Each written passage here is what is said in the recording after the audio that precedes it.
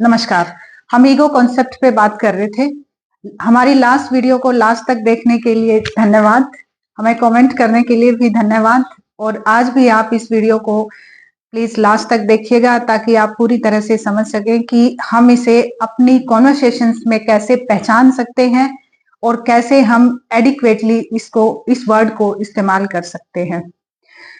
अब suppose students, इसमें तो वैसे इमेजिन करने वाली बात ही नहीं है। हम ये सुनते रहते हैं कि बच्चे एक दूसरे को स्कूल में छेड़ते हैं, चौक मार देते हैं। जैसे कि किसी बच्चे ने पेपर रोल किया और दूसरे पे मार दिया। आप समझ सकते हैं कि उसको ये ऐसे पेपर फेंक के क्या अच्छा लग रहा है और यहाँ पे उसके अंदर क्या चल रहा होगा जब उसने ये पेपर दूसरे बच्चे पे फेंका।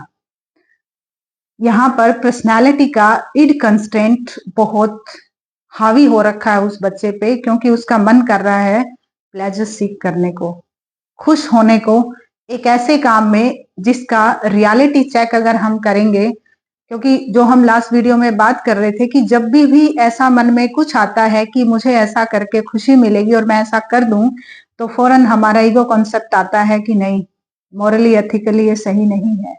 सुपर ईगो भी बीच में ही आता है कि वास्तव में जो आप कर रहे हो, जिसको आप मारोगे, अगर उसने वापस आपको मार दिया तो, सेकंड, अगर उसने टीचर से कंप्लेन कर दी तो, या फिर पेरेंट टीचर मीटिंग हो गई तो मेरा क्या होगा।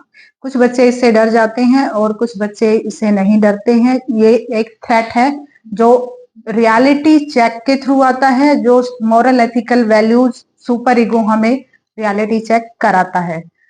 जो बच्चे इसको समझ जाते हैं वो अपने इस जो प्लेजर सीकिंग बिहेवियर है इसको वहीं पर कंट्रोल कर पाते हैं, और जो उनको इच्छा हो रही थी चौक को या पेपर को ऐसे फेंकने की, वो उसको आराम से रोल करके रख देते हैं या फिर धीरे से डस्टबिन में फेंक देते हैं।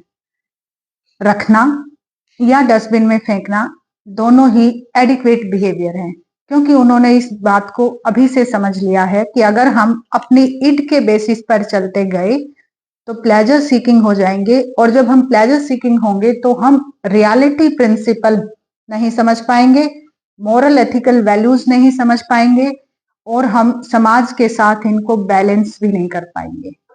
जो ये कर पाते हैं वो बड़े सभ्य इंसान बनते हैं, आगे चल के बड़े बैलेंस्ड पर्सनालिटीज बनती हैं और बहुत अच्छे से सोसाइटी के साथ उनकी नेटवर्किंग होती है। जो नहीं समझ पाते वो क्रिमिनल माइंड्स भी बन सकते हैं, क्योंकि यहीं पर उनकी पर्सनालिटी का डाइवर्जन हो जाता है, यहीं पर उनकी डायरेक्शन प्लेजर सीकिंग हो जाती है। तो इड, ईगो और सुपर ईगो के इस कॉन्सेप्ट को हमने कोशिश की है एक बहुत ही कॉमन जनरल एग्जाम्पल के थ्रू आप तक पहुंचाने की। अगर आपके पास ऐसी कोई सिचुएशन है तो आप हमें जरूर बताइए, हम उसमें भी इसको डाल के आप तक प्रॉपर तरीके से शेयर करने की कोशिश करेंगे। वीडियो को लास्ट तक देखने के लिए फिर से धन्यवाद।